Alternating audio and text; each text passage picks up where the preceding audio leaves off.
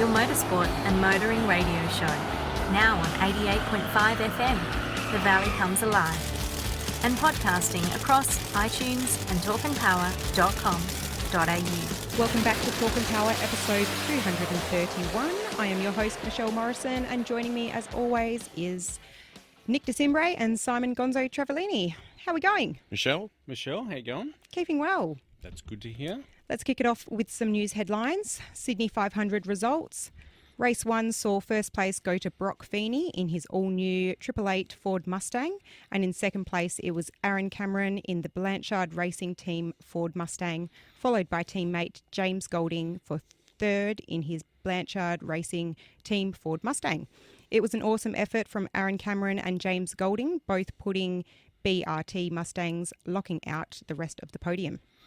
In race 2, Anton De Pasquale in Team 18 Chevrolet Camaro homologation team controlled most of the race from pole and held off a massive late charge from the DJR Mustang of Brody Kostecki, who closed a 7.5 second gap to just 0.3627 seconds at the line.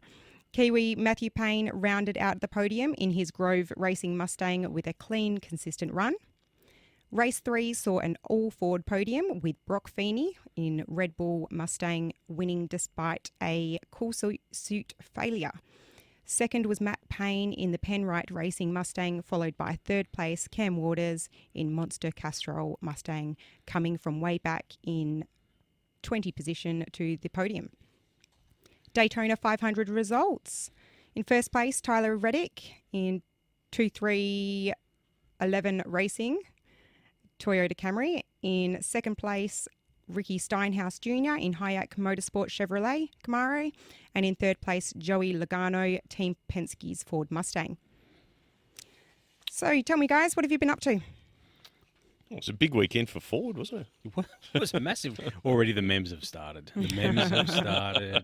Everyone's complaining. All there's parody, the Mustang Cup. But anyway, it was to be expected, wasn't it? They worried about the parody with the Supra. Yeah. The Supra didn't go too well. Did you see the Supra?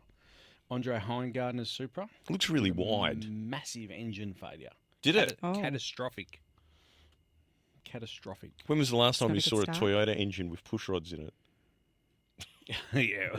Oh no, actually, it's not. It's a 4-valve engine. It's a what is it? A Land Cruiser, petrol it's Land Cruiser engine. 2UR. I can't remember. You know what? I knew you were going to ask this. It was 2UR something, but it had a massive, catastrophic engine failure.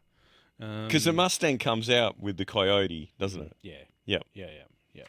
And the Camaro comes out with an LLT, yeah. And the Supra comes out with a BMW. BMW motor. 6-cylinder. Yeah. Yes, that's right. Yeah, no, it makes Try and keep perfect up. sense. Anyway, So busy weekend then? Had a cruise yesterday. Didn't see you. no, I've been trying to get some space at work because I need to change the master cylinder, right? Because the brakes, they're just basically not there. And I had this problem job come in, and it was supposed to be a quick fix, and I spent the whole of last week on it. We just finished it today. Someone had pinned out this is the thing now modern transmission building, you need to be an electrician, a computer technician. It's ridiculous. So someone had swapped, for whatever reason, but this is prior to us, touching the car, 2 pins in the ECU, and it was just doing the weirdest thing. And I had like some gurus. Either I was on the phone to them or I had them come round and plug the laptops in, plus our own guys that do our in-house tuning. And it was Mick that actually figured it out. We sat there and pinned out the whole harness. Well done, Mick. Yeah, and he said, I think that the lockup and the shift solenoid wires are around the wrong way. And I was like, well, why would anyone do that? Yeah. And then we switched it around and everything was fixed. But I wasted a week on it. Yeah. Gosh. It sucks. You missed out on a magnificent cruise. We went. I will endeavour to get to the next one. I was lucky enough. I was given a car yesterday for the cruise as well. Oh, great. John's XE. Have you seen John's XE? No, I haven't, but I'm going to have a chat to everyone in the club about giving you cars because we need to get you motivated to get your one fixed. Well, it's more so they maybe shouldn't be giving him cars. That's if what I he mean. is- It's like Why? It's the walk. first time. Walk. What, is it the first time? Didn't you have one for the Christmas pageant? Yes, okay. No, I actually used the Bobcat for the Christmas. Oh, there you this go. year. Thank You you. know, I've got to talk to your work Are as we well. coming No up to the bobcats. sauce season again for him Been to there, need to done clean that. it out? I actually had it in my notes a couple of weeks ago. I think the next door neighbour's getting a little bit older now because he's not starting at 4:30 anymore. So yeah, that was a lot of fun. It was actually, you wouldn't believe it, this XE that John has. XE. Yeah, it's exactly the same as my red one. If you're exactly Oh yeah, white. yeah. But- When did he get that? About 6 months ago. But he bought it off a guy, and he's traced back the history. And it was a family friend of ours that had bought his in '82, and then my dad bought his in '83. Wow. It's the same car. So it was real great driving it yesterday. I loved it, enjoyed it. Yeah, you know, Immensely. I've got a soft spot for those. Yeah. 250, a bit slow, but it was still fun. Loved it. For Enjoyed a it. It was cruise? awesome. It was awesome. We went past the Peter Brock Memorial. Mind you, we almost had an accident. the there, tree's 'cause not everyone there was- anymore, right? Everyone was pulling in there to look. And you Tree's can only gone. fit- yeah, I think the tree's gone. Someone yeah. stole it. No. I think it's just been removed. It's been. I heard it got auctioned on eBay. No, I hope not. Sincerely, I I don't hope not. But anyway, it did that. I and- heard it's in the Dick Johnson Museum. I don't know. I could be Don't wrong. say Could be wrong. I'll ask Brody next time I see him. And on Saturday, actually, just down the road here, you know G Turbo, just down here. Yeah. So they had theirs scrutineering for this weekend's off-road race in WA Incorporated for the Perenjori Classic. Oh, yeah. So I went down there for have a look. Yep. Just around the corner from here. That was awesome. Saturday afternoon there. It was quite good. It's a big workshop. Massive. I didn't realise how big it was. Yeah. Yeah. They do a lot of in-house manufacturing there too. Yeah. Bunch of CNC machines. Yeah, so yeah, hats off to them. It was great to go down there and look at some of the cars going through scrutineering for that. So if you're not doing anything this weekend, Perenjori Classic in Perenjori. Have you been to an off-road race? Never. No, I should go. Just don't want to It's go. not. It's not like any of the racing that we Yeah. watch. It's I've seen some of Shell. She's always an adventure photographer that's down at the Motorplex. Yep. Some of the photos that she's taken at events, it's amazing. Yeah, what but she's the been thing able to is, as a capture. spectator, it's like Only dust, so much. Yeah. and then half an hour later, dust. No, I think they're a bit tighter than that now. I don't think they're half an hour. Yeah. They're pretty tight. They've actually had They enough don't, you know, tight. they don't go around like 50,000 laps or anything. No, it's one lap. It's one It's an 80-kilometre lap on the weekend. It'll be one lap at 80 kilometres. No, 2 laps. 2 laps. Two laps. 2 laps, so you see it twice. So yeah. Sounds like how I described it. It's- No, but the gap, you'll be surprised. They actually have every now and then a couple of rear enders, like because the gaps. Yeah, yeah, that's from overtaking, I think. yeah. But it's not that. It's not half. How many an hour. cars are going to be there? 40. There's 40 40. entered. Yeah. Over Yeah. 80 kilometres. Yeah. Yeah, no, they're going to be bunched up, Nick. You're right. Spot on. Especially if they're bumper to bumper. Trying to sell it. For the guys. The Yeah, off-road racing. it is a sport that when it is shot well and edited well, you know, like some of the big off-road races that we Fink, for example, Yeah. or Dakar, or any of the big American, you know, Baja and so on, it is cool to watch. But to go there and watch it, you know, it's not like drag racing or speedway or, you know, supercars. Simon, there's customers of yours that have these Yeah, I racing this know. weekend There that are are- listening right now. There It's are one a of lot those of sports that you need to be in the driver's seat to be able yeah, to. absolutely. And you know that is one thing that I will say. I have been lucky enough to go for a ride in one of these things at well over 200 kilometres an hour, and I was absolutely baffled. Like it felt like you could have put a cup of coffee on the dashboard. Yeah. And you're watching the tyres going, like just, it's, how does it do that? Yeah. And there's a guy that we do a little bit of work for. Scott's his name. He owns SS Race Tech. And the amount of knowledge that guy has got and how tunable those suspensions are and the way they work, where the dampening rate changes depending on where it's incredible. And this is the thing I was saying to someone, drag racers will always appreciate all forms of motorsport. We will never go, oh no, that's crap. we're not wired that way. We look at the mechanical side of it and go, that is incredible. Like what they're doing is just amazing. But anyway, what about you, Michelle? We went down to Bunbury on the weekend. Went down to Bunbury to celebrate Trent's Pop's 90th birthday. Wow. Yeah. Great So milestone. Nice. yeah, so that was really nice to go down there for that. So they are originally from down there? Yes, both of Trent's parents are originally from Bunbury. But, Oh, wow. Yeah, and there's a lot of Trev's family members that are still there. So yeah, it was really nice to go down and celebrate that and to be with the family. And It's a big town now. Yeah. Oh, it's yeah. huge. yeah, I didn't go to Bunbury as much like when I was younger to be able to see it really evolve. But, even in the last 10 years or so, 10, 20 years, it's there's been so much change. Yeah, massive. Though, very surprised at the size of the shopping centres because I needed to go to the shops. And I just thought that how much it has expanded, that their shopping centre would have been a bit bigger. I needed to buy a gift. And, it was very limited. Oh, I no. think you got to go to like Australian or to Treendale that way. Yeah. It was actually... Or find some hippie that's That's- making yes. cane baskets. Yeah, I or probably would have had more like going down to the beach and having some markets on the side of that's the it, beach or that's it. something. Even Eton, if you got to go that sort Yeah. of side of Bunbury, and there's the shopping centres are pretty big there. So Eton actually feels like it's bigger than the Bunbury yeah, Forum. yeah. But yeah, it certainly has. It's huge, and all the suburbs that are then extending off from it. Yeah. But yeah, so that was really nice. Just went down for the day, and then we had a christening on Sunday. So Andrew Pirolo's daughter. Oh, yeah. So Italian, and the food was amazing. It was at Papagallo's, Oh, and Papagallo's, it yes. just constantly came. And it had been a while. I've been to plenty Italian celebrations before, but I didn't mentally prepare for it this time, and the food was just non-stop. I haven't been there for a while. It's still good. Oh, it was Yeah, fantastic, yeah. It's been a couple of years since I've been there. Yeah, really, really good. Last time I went was only probably like 6 months ago, a bit more. But that was canapes for like a stand-up event. This one's sit down and Use her out there the wouldn't have back, been- obviously. Yeah. So that was fabulous. But yep, back in Simon, for the new yourself? start to the week. I worked. Okay. There was nothing more than just I worked. That's why he wasn't on the cruise. I went in on Sunday morning, early, and I've got a control box that I use on the test rig that I can, control these transmissions.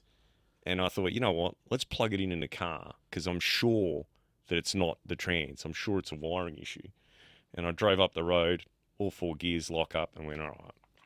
It's got to be in the car somewhere, But at least I felt that weight of a week's worth of, doubting myself just come off my shoulders.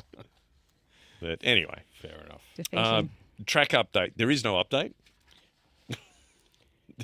There's no work that's been started. There was a photo circulating around that disappeared off the internet. And it was a bunch of earth-moving equipment on the start line. Yeah. And apparently that was from the monster Trucks, trucks. that's correct. Yeah. So I don't know why I couldn't find it, but everyone seems to know about it. Yeah, I saw it. Yeah, I saw that, and I didn't know that it had disappeared. I couldn't find it. Everyone was telling me about it, and I was like, it's got to be the monster trucks. Yeah, And was- then it I was had the someone, monster- I had one Yeah. of the staff confirm, it's the monster Yeah. trucks. MotoGP. Well, it's This is the dumbest thing MotoGP has ever done. okay. I have no opinion whatsoever. So that's why it says, Simon, you've been to Phillip Island. Phillip for MotoGP. Island. Have Phillip- you been to Phillip Island for No. MotoGP? It is the most incredible racetrack, I would argue, in the world. Yeah. You're turning in and there's this beautiful landscape. I don't even know how the riders stay on the bikes because I'd be like, wow, just ride clean off the track. It is incredible. You can see the ocean. You can watch the race and see the ocean at the same time. And they're going to go to Adelaide. Now, what's the bet it's going to be at the Bend? Because they haven't actually announced it. yeah. Oh, I it's mean, in the that's city, isn't it? Oh, It's in the city. It's the Yeah, old Albert Park. No. Are you Adelaide. sure? It's the old. It's the Sorry, old yeah, F1 the track. old. Are you sure? That's what the Premier said. Those were his words. When did he announce that? Because when they Friday. Friday. Are you sure? Because one of the press conferences, they said, "Do you know where it is?" And whoever it was said, "Yep." Where is it? I'm not telling you. No, it's in the city. It's definitely It's the old Formula One track. So from memory, that was dead flat. Yeah. Like flat. No undulations, no complex curves. No, not particularly. No. No. My concern is the runoff. I don't think I've even seen that. It's a designated track. No, it's a street circuit. It is a street circuit, right. But back in the 90s it used to go through and the middle 80s. of a park, didn't it? Yeah, part of it was through a park. What was the park called? Rundle something, wasn't it? No, Rundle Mall Yeah. is the nightclub district. Yeah. Shopping centre, I think they prefer. Was it Hindley Street? I think it is. Yeah, that's a nightclub. Yeah, yeah, but it's part of it's the same road, Yeah. pretty much. Anyway, my concern is the runoff. It doesn't appear to be a lot of runoff for a MotoGP bike. I don't know. It's just dumb. That Grand Prix, people from all around the world came to Phillip Island. It was incredible, absolutely incredible. If it's at the bend, you're right. That's not good. Even if it's going to be in the city, it's going to be crap. So what's the reason for the move? Money. It's always money. Like, Victoria's broke. So Adelaide's outbid, or is Phillip Island needing some Victoria refurbishment? is broke. That you have repeated Labor governments. That's what happens. It's true. It is true. In answer to your question, I was just asking you a question. Basically, they were outbid. Yeah. No, I don't think they were outbid. Like Victoria just doesn't have any money. Didn't even bid. No, But they it's were like, also a lot have of it, it. take it. A lot of it goes back to the Bass Council as well at Phillip Island.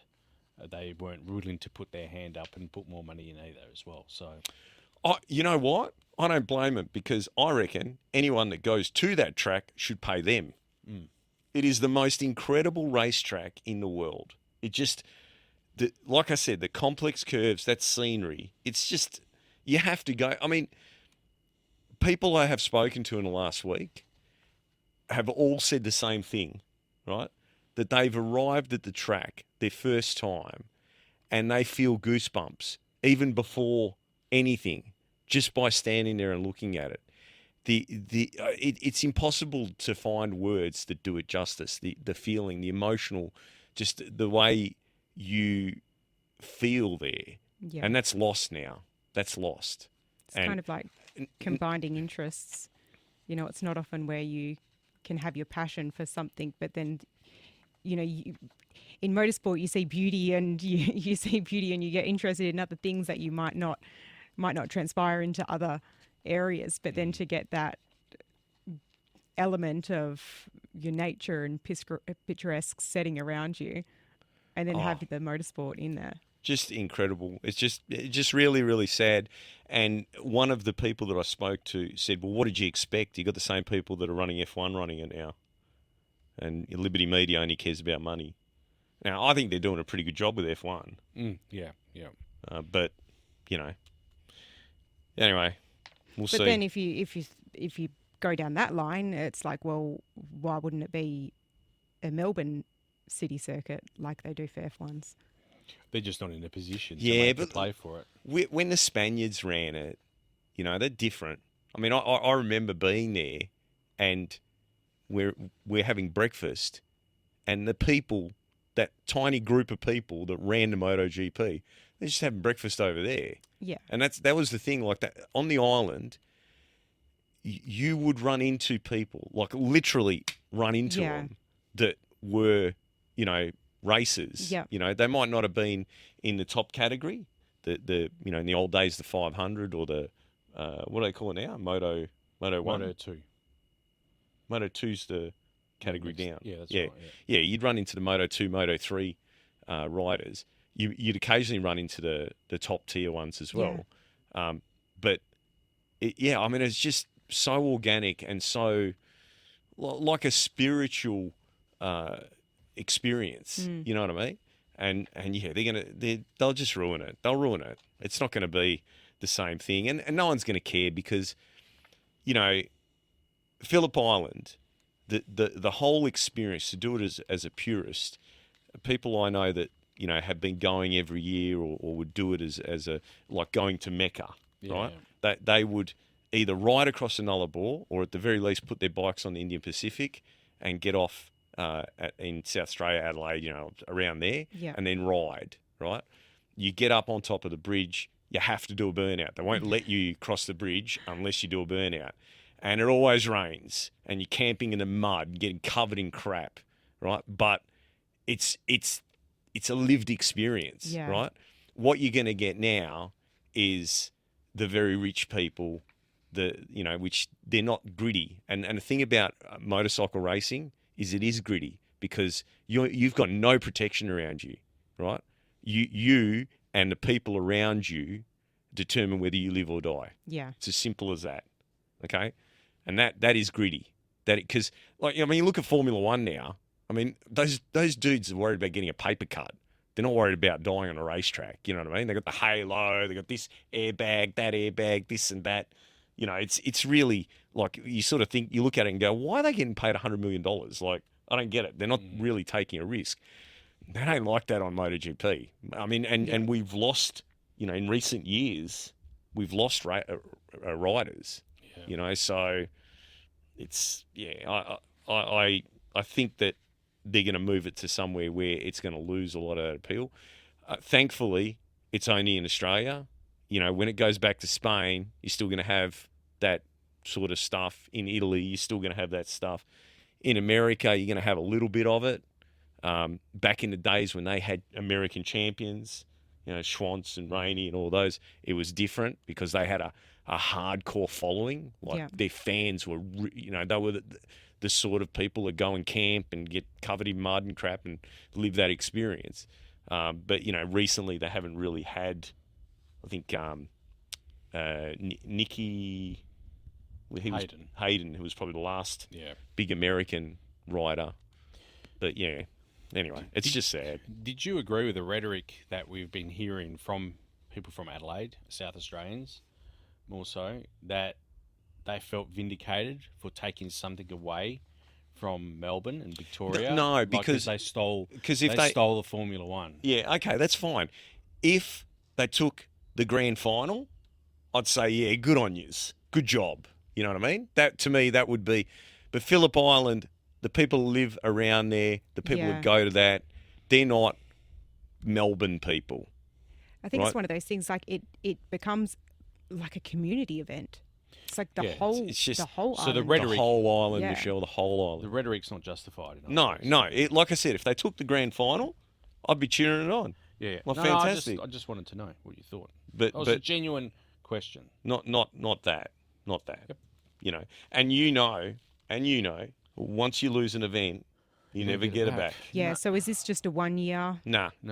It's been signed for multi. It's gone. And this is why the MCG renews that contract for such ridiculous terms. Yeah. Because then no one worries about, because all you need is that, that one infinity money person, like Qatar, Bahrain, whatever, people like that have got infinity money, where they go to the AFL and go, well, we'll pay you $200 million to have it at Perth.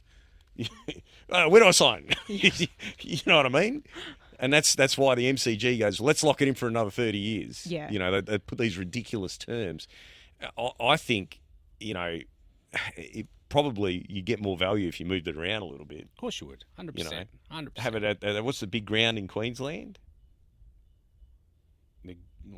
The Gabba? Yeah, the Gabba. The Gabba's not really big. Not big? No, it's only 30,000. That's their biggest one, but yeah.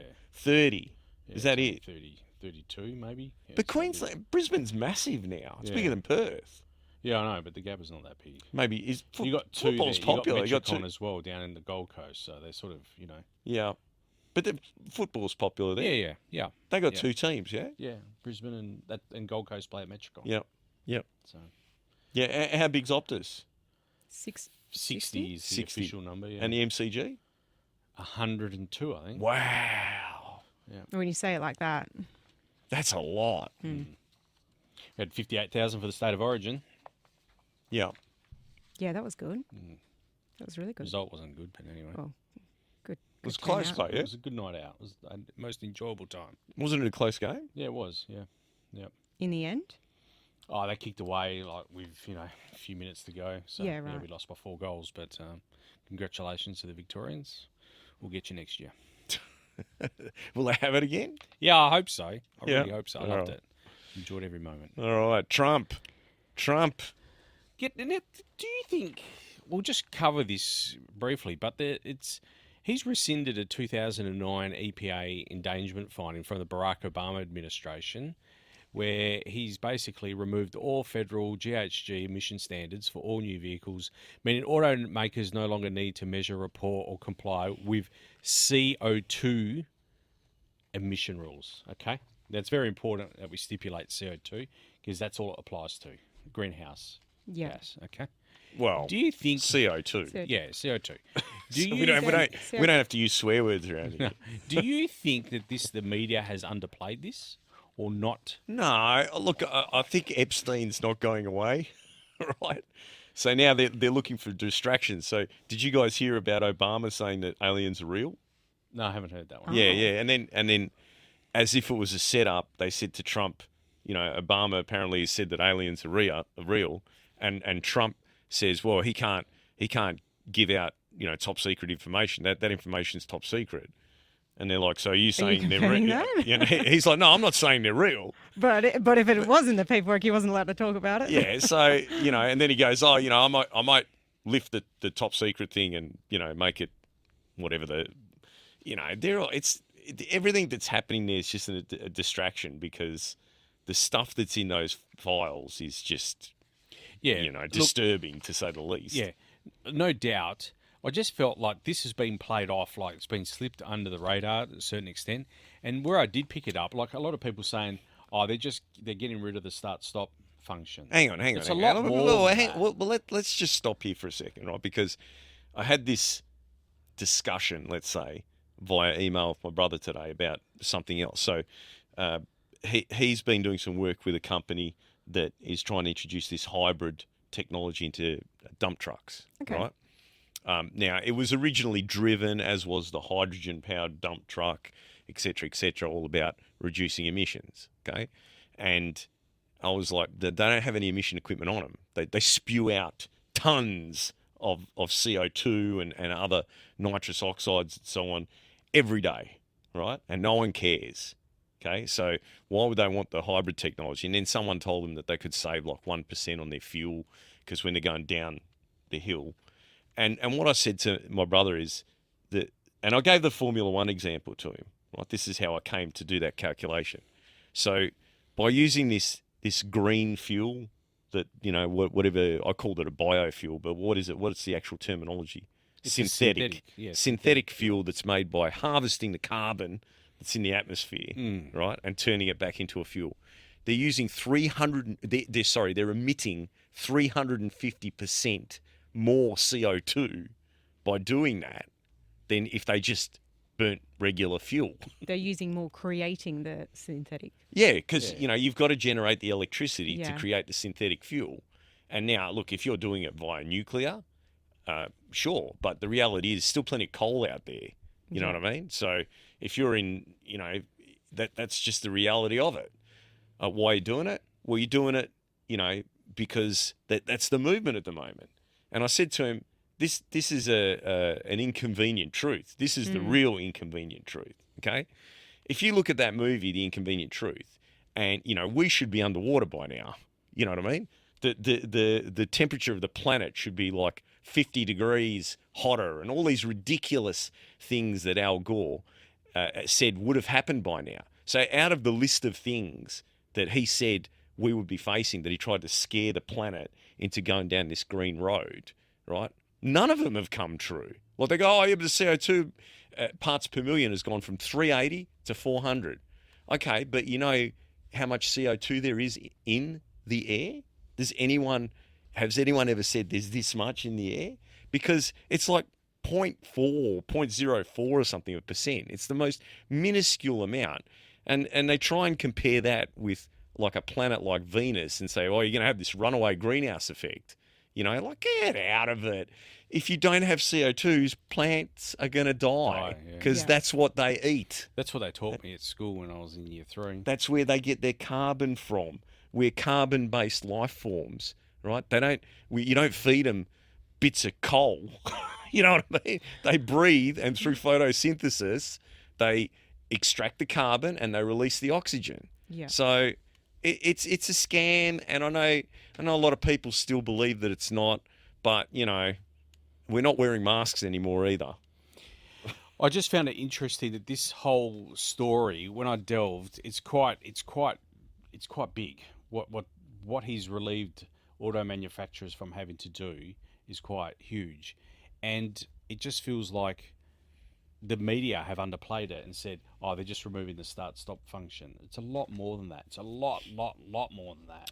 And the start-stop function was apparently universally hated. I had a car that had it. I couldn't stand it myself, to be honest. Oh, it drives me insane. We had one for a hire car. Yeah. But this is not just removing that. This is a lot more than... Basically, it's allowing the automobile manufacturers to go back to removing hybrid technology if they want to, if they choose to do so. Yeah, but they had some ridiculous laws over there, especially California. Well, California's doubling down. It's interesting you just say California, because I looked into... I wanted to know what the governor, Gavin Newsom, had to say on Newscum, I think it's pronounced. Newscum. What Trump just did, I think, is writing a death sentence to the legacy of American auto manufacturers. How's that the case? I don't know. You would think the guys at Chrysler are going, "You reckon we can make a 12-litre Hemi?" Yeah, that's right. It's been California regulation in this space that has driven manufacturing innovation. Innovation, Nick. Innovation. How is it driven? This is the sort of innovation that auto manufacturers come up with. They put an air pump on, so you're pumping air into the exhaust, so the amount of CO2 is less in terms of percentage. But all you're really doing is pushing more air. Yeah, but you can only imagine the markup if this final action is saving Americans over $1.3 trillion in vehicle costs. Yeah. So where's the markup in those air pumps? It's just That's all the crap. You know what I mean? You got to have the hybrid. That's how it's creating the death sentence, because they can't have this markup to bring it up to 1.3 trillion. When do you think Gavin puts his hand up? Who? Gavin Newsom. When will he be putting his hand up? Well, look, to run for president. Kamal says she's going to run again. No, it'll be Gavin. Wow. I don't know. Are they going to rig the primaries like they did with Bernie Sanders? Because Bernie would have got in. Yeah. Bernie really captured the hearts of the young Americans, and he had, whether you call them socialist, communist, or whatever views, he had some good ideas. Yeah. I think what happens with Mondami in New York, that will be the telltale for what happens moving forward. Yeah, the litmus test. Definitely. Yeah, because he promised them free public transport, and he said, we're going to tax all the rich, and that's how we're going to get the money. And he's already gone, oh, well, you know what? We're really paying, most of the tax here, and I think that the rest of New York needs to be, contributing more, and we can't do public transport for free because we just don't have the money to do it. So, he says one thing and then he's voting me in, but looks like it can't come through. It's the usual rubbish. It's like now the capital gains, they're going after the capital gains, right?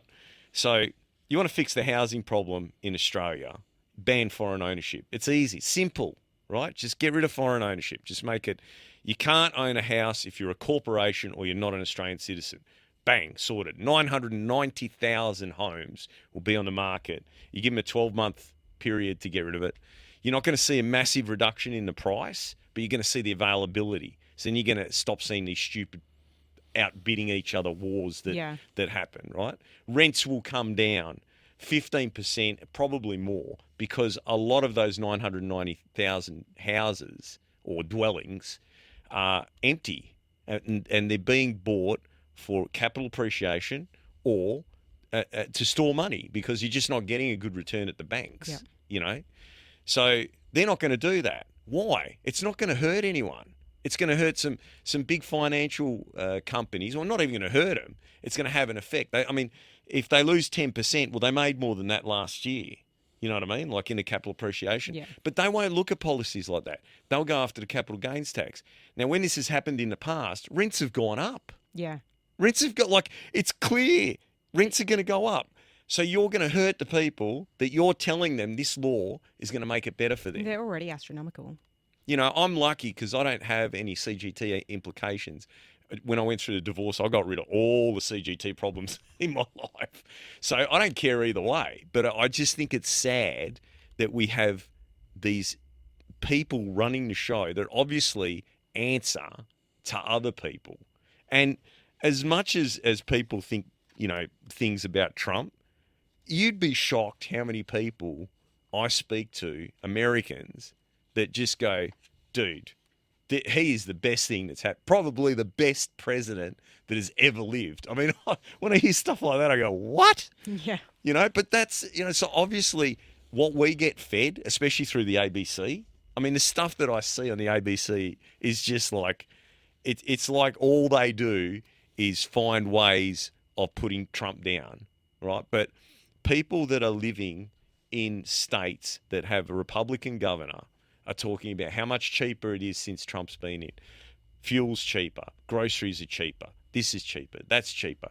Yet you watch a story on the news and they're talking about how inflation's through the roof and this and that and the other. And then you find out that there's state taxes that the Democrats have brought in. So they're all manipulating the system. And you really need someone like him that's just going to shake it up. You know, people say Pauline Hanson's going to do that. I mean, you need to have members in every seat to have a crack. That's going to be a hard task. Yeah, and the problem is that the last election, like this is the thing, the media just talks so much rubbish. It is unbelievable. When you look at the numbers, the Liberals did really well in the last election. The problem was that they did really badly in the preferences. So they didn't have a good deal maker, and there was a campaign. We didn't see it as much over here as it was over east. Put Liberals last was a campaign. So if you're putting Liberals last, you're not getting any preferences. So you've got to win on the primary vote. They did a pretty good job. Like if the preference system didn't exist, we would have had a Liberal Prime Minister. That's just how it is. So I don't know. I think that you have to try stuff like this. Is it good to be polluting? No, it's not. But how do you look at the world and not see one problem instead of seeing, oh no, this is not a problem here, it's only a problem over there, right? There's only one planet. Okay, so when you see rivers in third world countries that just look like disgusting, you know, because they're cleaning dyes into them, you know, they're doing all this ridiculously awful stuff. How can you justify that, right? How do you think that that's not part of the same planet that we live on? So if they're doing that, who cares about lifting the CO2 emissions? You know what I mean? People are going to complain about this. How about we do something about that? And their argument's always, but they're a developing nation. They're not developing. They're not developing. They're going to keep those people poor because that's how they get cheap labour, right? You can't use that argument to say, you know, or look at China. Yeah, look at China. They've still got millions of slaves over there, the Uyghurs, right? They're slaves. Now, who's doing anything about that? No one, because everyone wants the cheap phone, the cheap shoes, the cheap pants. You know, we're all responsible. So you know what, Trump? Cool. Let's see some 12-litre Hemis. See, like, bring back the old FE 427. Yeah. The L88. Well, we'll just have to wait and see. So tell me, what are your thoughts on YouTube creators paying a percentage back to event promoters and tracks? So YouTube's official monetization model is simple. Creators earn money through AdSense, which pays them a share of ad revenue from their videos. This is handled directly between YouTube and the creator, no third party, like racetrack or promoter. It's automatically entitled to a cut. YouTube's revenue sharing rules apply only to copyright holders, such as music right owners. As it stands, there is no industry-wide standard requiring creators to pay a percentage. However, if the content creators agree to it, though, media accreditation conditions, commercial filming agreements, and track hire contracts, as well as event-specific content rules. Do you guys ever watch Kill Tony? No. No. No. So, Rogan has built this club in Texas, in I can't remember what the city was, Austin. What kind of club? It's a comedy club. Right. It's called I'm going to get this wrong, the Mothership, Okay. right? When you go there, you are given a sleeve, you put your phone in the sleeve, and it goes into a locker. Yep. Right? That's how you fix that. Oh, but that's hard because you're saying that's a club, like all in one room. Could you imagine going down to the Motorplex and having to put your phone in? Well, they wherever Kill Tony goes, they do it. So they do Madison Square Gardens. How many people Madison Square Gardens? 100,000? No, it's not that much. 50? 50,000? Yeah. I've seen the systems that you're talking about. I've seen it where you have your own phone. It's just in the sleeve. So you've got it. It's just the sleeve's an automatic lock on there. Yep. I mean, my kids aren't even at the stage where they leave my sight. But I just can't imagine not being able to contact someone else. Maybe because I separate from the people, but if I was there as a spectator, you'd kind of stick together. They've run out of fries. Do you just want a burger? Yeah, but think about the advantages, right? Because this is what they talk about at the Mothership, is that the audience is now engaged. Yes. You have their total undivided attention. They're not sitting there like this, doom scrolling, going, oh, yeah, okay, cool. Or I hate when I go to a concert and I see everyone doing this. Look at the concert. Yeah. What do you, don't look at your screen. Do you know what I mean? Yeah, I kind of think, because when I first read this, I was thinking down the lines of, motorsport events. When it comes to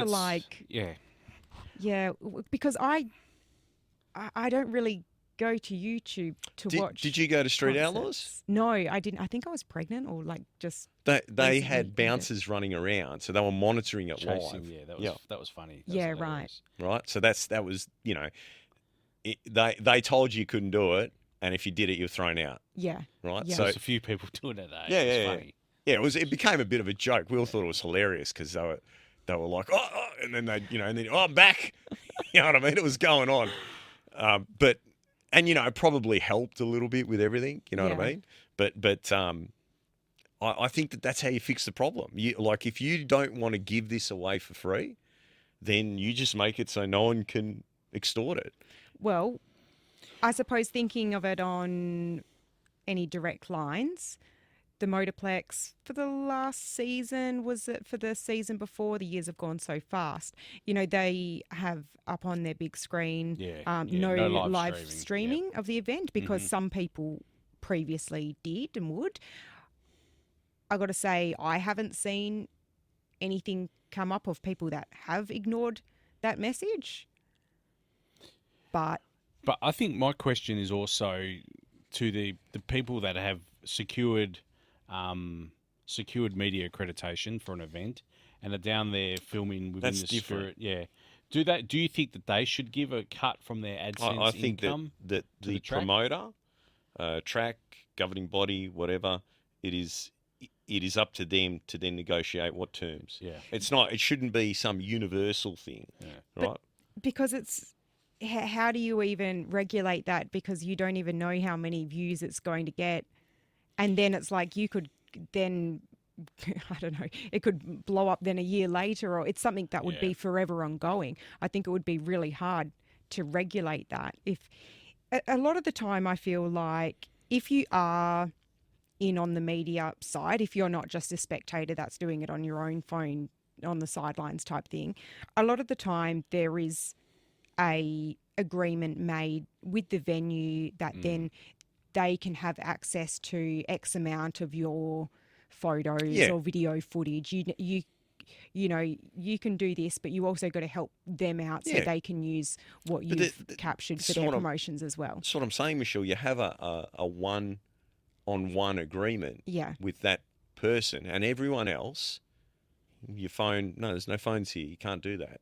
Yeah, but what I will say is I don't buy into this, because over the many years, I have seen people that have captured that moment, right? They have, whether it be a giant wheelie or whatever, and next thing you know, the venue has got that footage, or footage that's the same but better, or from a different angle or whatever, and the guy or girl who saw that as an opportunity to, go viral, Yeah. it gets drowned out. Yeah. They have the ability through whatever means, whether it's through payment or whatever, to basically take the limelight away from that person. Yeah. You know what I mean? So I don't know. I think this is a storm in a teacup. I mean, do you think if someone was live streaming at one of Donald Long's events, he would care? He has mentioned it before. Probably not, no. But he I think he would think the more the better. I feel like that would be the way. The more reach you get for it, the more promotion, the more attraction back to it. You got to remember as well, like these content creators, YouTube account holders, like some of them invest quite a lot into not only the equipment and what they're using, but then into the editing and promotion, their own ads that they get. They might get some money from AdSense, but they might have paid hundreds of dollars to actually get it circulating. This will be about existing established media and how the YouTube creators are infringing on the contracts that they have. So, for example, whatever the V8 Supercar contract was, right? Well, they figure that, well, if you're videoing down there, well, hang on, that's not that we own that content, right? So we need to get a cut out of your video. And this is the same as the news thing with Facebook. Remember they brought that law in that they had to give, Facebook had to pay the mainstream media, right? And this is where it's, because they're starting to lose their grip, because there's more people doing podcasts, there's more YouTubers, there's more civilian journalists out there. And I love listening to, the ABC is the best for this, where they really put down people that do what we do, right? Because we're a threat to them. And they're like, oh, you've only got X amount of whatever followers, we're the ABC. Yeah, but people can see that a lot of what you're saying is lies, and you're not telling the full story, and you're not giving the other opinion, the other angle. And this is what they're worried about. They're worried that they're going to lose the control. Mainstream media is I don't know how long it's going to be around for. I can't see it surviving. I mean, I talk to people and I say, oh, did you catch this on the news? I'm like, what? Yeah. Yeah. What? There's a news? Yeah, I'm quite guilty of that. I think it's healthier. I'll get my news from headlines on social media or my emails. I don't know if the social media is healthier, but I think turning off the TV from the news channels that are on that I have on my social media, but I don't often tune into. But that's swayed towards your algorithm. Yeah, that's swayed towards When you think about it, though, it's crazy, because I used to always watch the news in the morning, and do you know when I stopped? COVID. Yeah, okay. Because of the amount It's a valid. I don't blame you. That was a power move. Yeah. Michelle, that was a power move. And then I think, like, my kids got a bit older, and then I lost my rights to the remote control in general. So I think we had did we have the wedding song where I'll even share the remote control or something? Oh, it's from Wedding Singer? Yeah, from the Wedding Singer, Adam Sandler. Yeah. That's so funny. I actually only played that for Trent the other day. Yeah. Yeah, Nicole and I had that as, it may have even been our wedding dance. You should look it up, because I went to play it to him because I saw a clip. It was like a reel, and it had the song in the background, and he was like, it had the line, carry you around when your arthritis is bad. And he was like, what is this song? And I was like, it's Adam Sandler, haven't you heard it? I went to play it for him. I tried, and I thought I was playing it on Spotify, but Adam Sandler, he did like a stand-up Netflix special or something, and he's done a revised version, and it's very funny. Yeah, you should look that up. It's good. All right. So NHRA. Yeah, NHRA had some testing over the last few days. Whew, Sean Langdon, he's got a hot rod there. My 345 mile an hour. At What's the 362. record at the moment? It's around about the record. It's Brittany's record is around It's there. pretty. 362 was quick, but yeah, 345. That's fast. Straight out the gate. And like, I said to Trent, I was like, oh, I think I would have just held that aside a little bit for race day, like now everyone's going to be back in their shop saying, all right, we need to make more. But I think they went out and laid down a pretty solid pass beforehand and then went one better. Yeah. So They did. they went, all right, that works. Let's do it again. Josh Hart has slipped straight into Brittany's car and rattled off two 340 mile per hour runs as well. That car was a consistent 340 car. It was, straight off yep. the bat. And David Grubnick, he said that they didn't make any changes to the car except for Josh's comfort, changing around the seat and some pedal positions. But other than that, the car was kept the same as it should in winning form. I think the whole team, everything, Grubnick, Collins, still turning the screws there. They're gonna be fast. Yeah. So good on them. Jordan Vandergriff is licensed in the Cornwall Funny car. He clocked a 388, and Alex DeJoria has Alexis. Yep, she's slid into the JFR camp as well. Yes, so they're all settled in there. Yeah, with Mike Neff and Johnny Lindbergh as crew chiefs for Alexis. Sean Langdon's teammate Doug Coletta clocked a. Does he need that as a intro? Do you think it should be the I don't other know. way around? I don't know if he needs to be referred to as his teammate. I guess Coletta's won one now. So. I think his name stands for himself, really. Doug Coletta clocked a 369 at a slowing 315 mile per hour, showing some big potential. That's going to be fast. See, that's the thing. Like, I think he probably learnt from Sean Langdon and said, like, all right, yeah, this is going to work. This is going to work. I'll save my magic number so people don't come chasing for me straight away. Yeah, I agree. I think you're probably bang on. I mean, I think these things, once you get out past 330, you kind of know, most of what you need to know. It's surprising that they're doing full track passes for testing, really. It's a big flex. Yeah. That's what it is. Yeah, but then you'll have everyone on your tail. Like, it's going to be, for Gainesville, it will be interesting because that's the thing. They're all going to be like, oh, all right. JR Todd, same team as well, the Coletta Motorsport team. He ripped a 386 in the new look DHL Toyota Supra. How come you don't call that a BMW? Well, I What do you mean, mean? It's they're got a Hemi. never really. You can put a Hemi in anything, Nick. Hemis are universal. You were critical of the other. Anyway, can we move on? Well, what motor's in the other it's one a- again? Was it a Land Cruiser? No, it wasn't a Land Well, it's closer to a. Is it a Lexus motor or?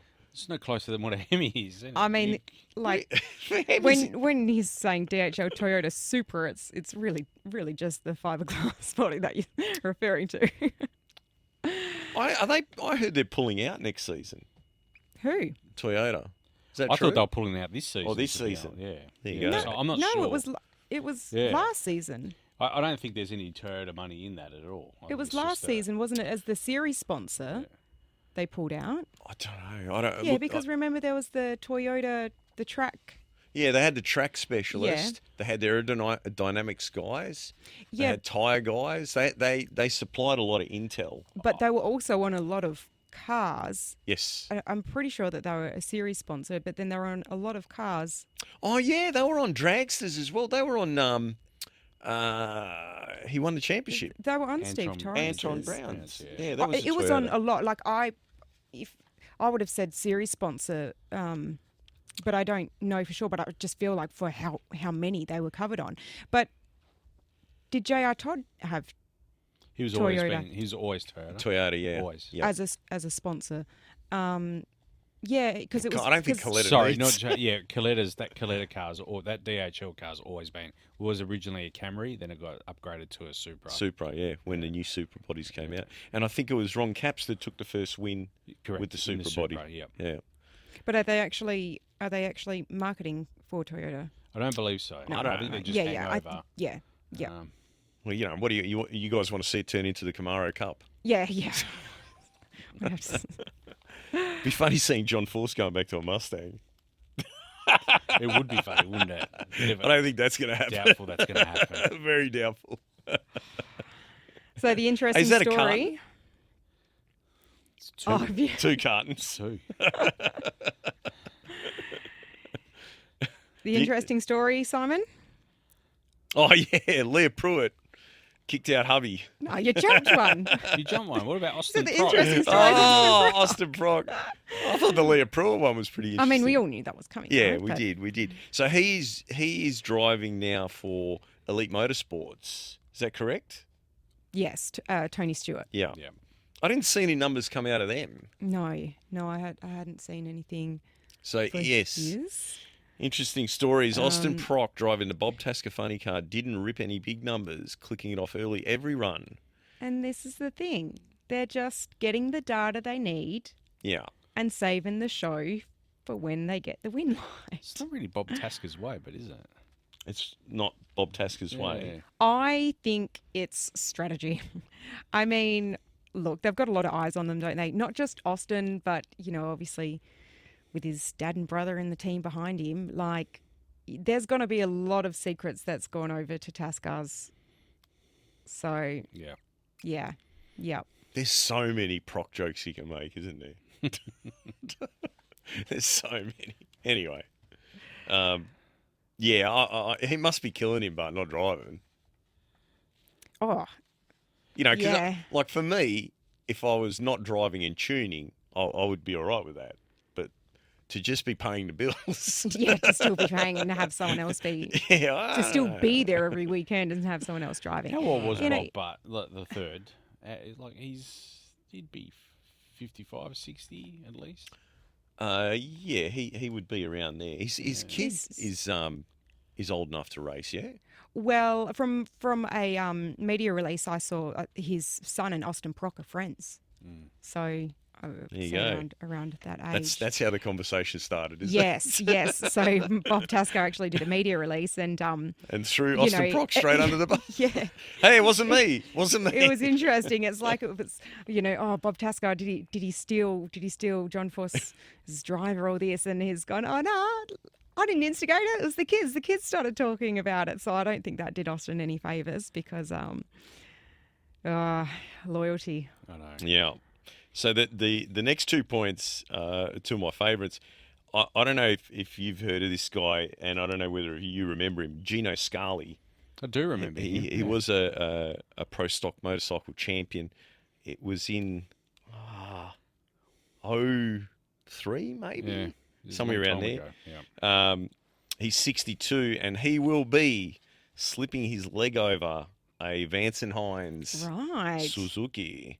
Back in the game. Yeah, so he's already openly admitted that he's a bit heavier than he used to be, and obviously these young guys, they're pretty sharp on the Yeah, tree. They're good with their weight distribution, but he's going to give it a good He just crack. wants to have a bit of fun. He's going to have a swing. Get back out there. And the other one that I'm really looking forward to, Cody Anderson, son of legendary winningest. Is he the winningest? Yeah. Pro stock driver, Greg Anderson. Licensed and will be debuting at the Gators. Now, there's some big cool. shoes to fill there, boy. Yeah. Yeah. I saw some video footage of him, and he looked pretty stout. Cody. Yep. Yeah, looked pretty good. Have you seen the video footage of the Shell Dodge?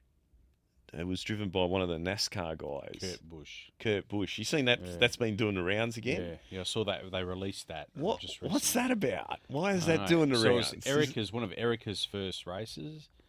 If you notice, he was racing against Erica. in Yeah, that she race. beat him. She beat him. Yeah. Yeah. It's one of her first races, and I don't know why that's surfaced again. It's just really strange. Like, is there something? Are we gonna see some more NASCAR people? Possibly, yeah. It's an interesting point. I didn't think of it that way. I just thought they'd surfaced for the sake of surfacing. But yeah, maybe it's Because they all talk about it. The NASCAR guys all talk that about was 20 What, getting years into ago. drag racing? pro stock Yeah, right. because you have to do Well, something. Tony Stewart was saying that pro stock was what he wanted to be driving. You have to do something, and that thing that you do has to be perfect. Perfect. Yeah. And you're doing a lot in there. You know, Greg Anderson, I've heard him in interviews multiple times talk about the first time he drove a car and he burnt the clutch out trying to do the burnout. Yeah, You know, right. they are a beast unto their own. You know, so you got to get that right. You got to get it in the right spot on the start line. You've got to have enough brake pressure so the thing doesn't creep. The air gap's got to be right. And then, you know, when you drop that clutch, you got to be rolling down the track there. You know, every time you bang that shifter, it's got to be within 50 RPM. It's just, you know. Yeah. But yeah, that video is 20 years ago. It's crazy. 2006. That's crazy. And Maddie Gordon completed her licensing. And Jaron, is that how you say that? Jaron Mott. Driving Larry Dixon's car, did some more laps, and he's close to getting signed off. So the Gators are going to be very, very exciting. Can't wait. It's going to be... And it's next weekend? No, next weekend is World Series of Pro Mod. Not this coming... Is it the 6th? I'm getting caught up because we've got the short month. Yeah. Is it the 6th? That's. I didn't look. Yeah, I think you're correct. It's Yeah. the 6th. I didn't Next look. weekend is World Series of Pro Mod. Yep. Shout out to Frank Marchese and who they're making the trip over as well. They're racing. They're not racing. Their car will be there. And Yeah. Ryan Martin will be racing it. Yeah. So Ryan Martin is driving whose car? Frank's car. Oh, okay. Yeah. Or is it Frank's motor in... It might be Frank's motor in Ryan's car. I can't remember the combo, to be honest. Okay. Who do you reckon's going to win? World Series. Oh, it's hard to say, but We put our bets on last time. We didn't can't. You can't look past Stevie Jackson. Stevie now, Jackson. after winning the. So did you hear the interview? No, I haven't. I haven't watched the interview. He calls out Wes Buck. He says, and this, like, he's with Wes, and he says, if you calculate the parity off my car, there will not be a single, you know, whatever his combo is, screw blown or whatever car in the field. They will not even be, you know, and you know, everyone's getting a little bit agitated that he's been so arrogant about it. But he said that he'd done, I think, 400 laps. Wow. In testing. Jeez. In the off season. Like, I don't know if it was just his car or all the cars that run in his team. Yeah. They ran an event. Zap was showing me this. They ran an event and they were back at the shop the next day on the chassis dyno. They won. Yeah. They smashed everyone, ran big back on the chassis dyno, trying to find more. Yeah, they don't rest those guys. No, They don't and have Christmas and New Year. That is how you Eat turkey. succeed in anything. You got to be that person that if the other guy's getting up at 4, you got to get up at 3. Yeah. Right? If they're training for 10 hours, you got to train for 12 hours. Yeah. You know what I mean? You just got to push. Unfortunately, in our sport, that requires rectangular dollars. Yeah. So, Yeah. because, you know, you and I both know every lap, it's like, oh, that was, you know, that was $1,000 too, that 5, whatever, you know, con rods, valve springs. It's just, So I'm staying in modified. I'll go easy on my engine. Speaking of NHRA, I've been watching Chasing Speed, the NHRA miniseries, and I thought that was called Breaking Bad, but anyway. it hasn't been available for viewing in our country, and so apparently they are aware of the issue that it hasn't been able to reach Australia and UK. I saw that on social media when the first episode was released, and they said we're aware and we're working on the issue, but from what I know, it still hasn't been able to be accessed. Do you think it's a conspiracy to keep drag racing down in Australia and England? It's weird that it's just not strange. available here. It's I don't like get it. if you search for it on YouTube, it doesn't come up. If you go onto NHRA or Vice and try and access the video directly from the link, it says not available in your country. Can you not picture an oval table and you've got Warburton, who's the CEO of the AFL? Andrew Dillon. Andrew Dillon. the CEO of the NRL. We've got to stop this show. Peter V'landys. Can you picture like all the villains of one ball sports? Yeah, I don't know if it, I'm not saying it is a conspiracy, but it does seem to be like, I don't think it's a technical flaw. Yeah, it's. I don't know how it works, and Is it the particularly overreach of Fox here in Australia? Nah. just particularly when like Really? we can view other videos on. So I've viewed other videos on NHRA. So why can't I view this one? You know what it is? It's got an adult content warning. I actually haven't seen anything that would go against. It's on social media. I Yeah, think you got to be it's 18 plus. I think it's the overreach of Fox. Fox controls the internet. No, I don't think they control the internet. But I think is that, it Fox because it's Vice? It's Vice. Yeah. It's Vice. Yeah, Vice is the production. Yeah, but Wow, Fox- really? behind it. Yeah. But in the US, right? Fox owns NHRA, Vice. yeah, but no, I don't know Yeah. if that's the case. But in the US, NHRA is available via Fox. Yeah. Correct. Here in Australia, It's no longer with ESPN. No, that changed a long time ago. Okay. All right. yeah. So for us to view NHRA here in Australia, we need to have an NHRA subscription, Yeah. or you might be lucky enough to catch a replay. I've noticed on KO or Foxtel, from time to time, you might see a replay come through. But is that part of why we can't see this? Because Fox, for whatever reason, want to monetize perhaps NHRA moving forward here in Australia? But it's not on But Foxtel. When it's not a Foxtel production. And I've seen other videos from Vice. Well, they got a channel. Yeah. And so, like, you know, they've got their channel of kind of like urban culture, that kind of stuff. And then they've got their sports specified kind of area as well.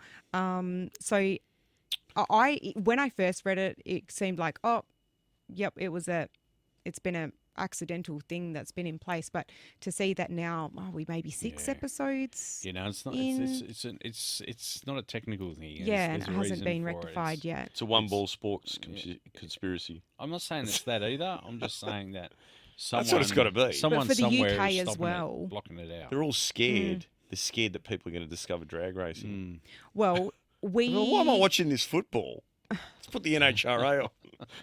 So we got a VPN, Yeah. which like I had to make sure. I don't that know if you was- should say No, that. no, I checked. They are legal to use. I am allowed to because Trent said, I know. I mean, it was easy enough to get one. It's not like we had to go in the dark web or anything You like know, that. we've got a lot of American listeners. You know, Is this a bad thing? It said like Google says it's legal. We're allowed to do this. Yeah, VPN is perfectly legal Yeah. to use. Yeah. I'm just doing it to watch the videos that I'm allowed in my country. I don't know. I don't know if it's like that, Nick. I think it's legal to own a gun, but you're not meant to shoot people with it. Well, this is You're allowed to have a VPN, We but- we paid for a subscription to have a VPN, so maybe whatever grey areas in there that the host takes care of. Generally speaking, a VPN's used to protect Yeah, you as the user. You're using it to hide your Oh. identity and location to watch a video. That's Do we need to crop this? You'll be right. Well, I mean, it will get more views anyway, won't it? Because I did look to make sure. I mean, I'm using it for other things to protect me and Yeah. stuff. Like this is just one of the side benefits of it. Great.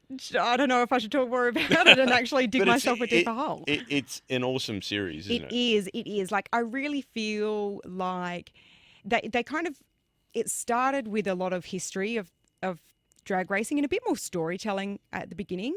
And then it seems like they've followed some rounds as the series have gone on and kind of found key subjects to kind of magnify in that episode, but then they'll be at the next event and find a key point to talk about with that. Who does the commentary? Brian, Yes. yeah, Brian Loans. Loans He's is the in best. there. Amanda Bushak. Bushak. Yeah, I think that's Yeah. how you say it. Eh? Courtney Yeah. Enders comes in there. Like they're Killed it for recording me. them in You're their just gonna box. do that. I was like, yes, yeah. There's someone doing like the backing voice, but then it's interviewing them. They're like the commentary team, as well as then races. No Alan Reinhardt? No. I like Courtney. I think she's all right. Oh, look, I can't talk now. She's married to Spencer Hyde. Yeah, so, Spencer Hyde's a dude. He's a top dude. So she must be a dudette. Her sister's awesome. Erica is awesome. I feel as if, I know they've got to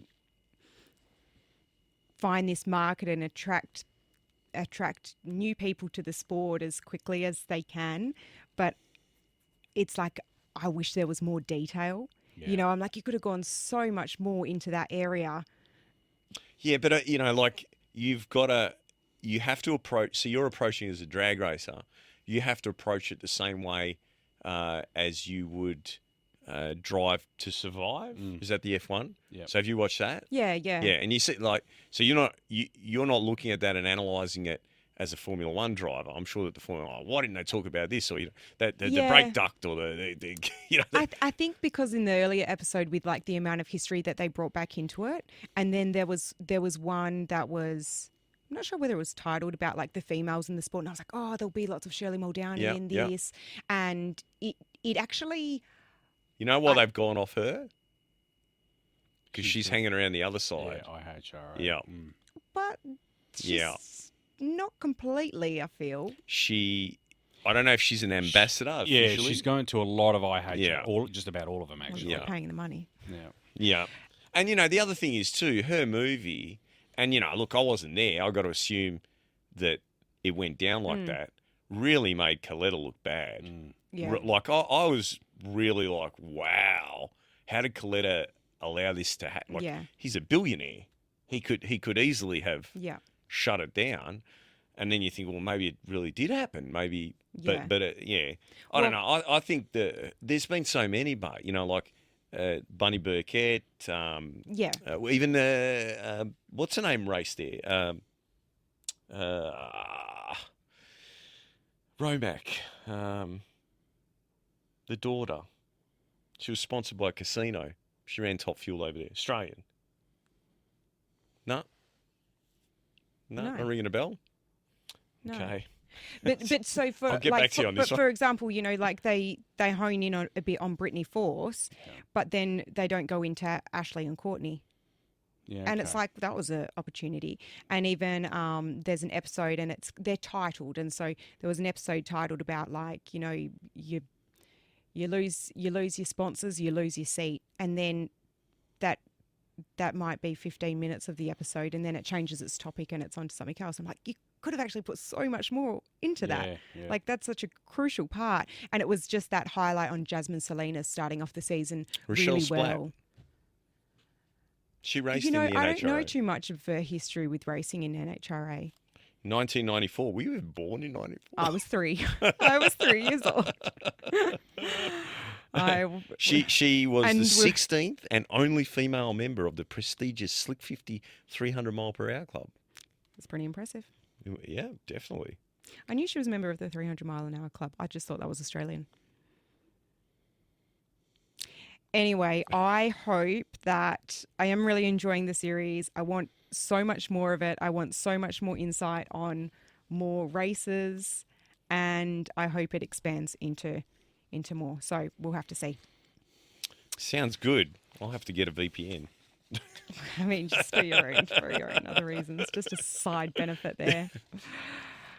All right, well, that is all that we have time for today. We'll just go on with some up-and-coming events. So we've got the WA Off-Road Racing Championship kicking off. Round 1 is the McPhee Freight G Turbo Perenjori Classic from Perenjori. That's this weekend, the 28th of Feb through to the 1st of March. That one is being run by the Off-Road Racing WA Incorporated. We have got the World Series of Pro Mod, 26th and 28th of February at Bradenton International Raceway in Florida. Check it out. I'm sure they're going to be live streaming it. There's 100 and how much this year?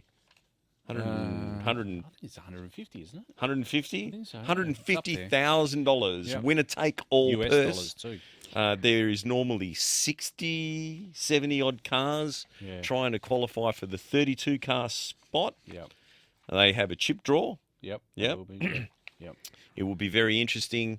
We were just talking about who Nick and I have got our money on Steve Jackson. Steve Jackson. Yourself, odds. Michelle? Yeah, well, I said Stevie Jackson Stevie last Jackson, episode, so I Stevie better Jackson. stick with that all the way. It's I in the think Nick bag. changed, actually. We've also got NDRC Twilight Nationals in Mildura for the opening series of Top Fuel, and they'll have sportsman races there as well on Friday the 27th and Saturday the 28th. Then we've got Tarmac from Albany and Quarrenup Rally Sprint. That's Sunday the 1st of March, 9 a.m. to 4 p.m. And then in Albany the following day, Monday, 9 a.m. to 4 p.m. up there, in Albany, up to the Anzac Centre. If you're down there, head there. It's an awesome day out. And then a Tarmac Rally Sprint Round 5, Thursday the 19th of March at the Motorplex.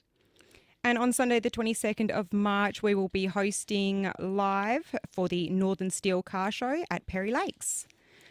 I might bring the XC. Do you Your need own? to enter it or you just rock up? You should try and enter beforehand, but you can rock up as well. Because remember I brought Nicholas? Yes. I wouldn't mind going. Yeah, that's something that I would go to. Anyway, all You'll right. be there anyway, hey? Hey? You'll be there anyway. Well, hosting. I'm going to get permission. Well, thanks very much for tuning in. Enjoy your long weekend. You too, And Michelle. we'll see you All the again best. in 2 weeks' time. Thanks, Yes. Simon. See you later.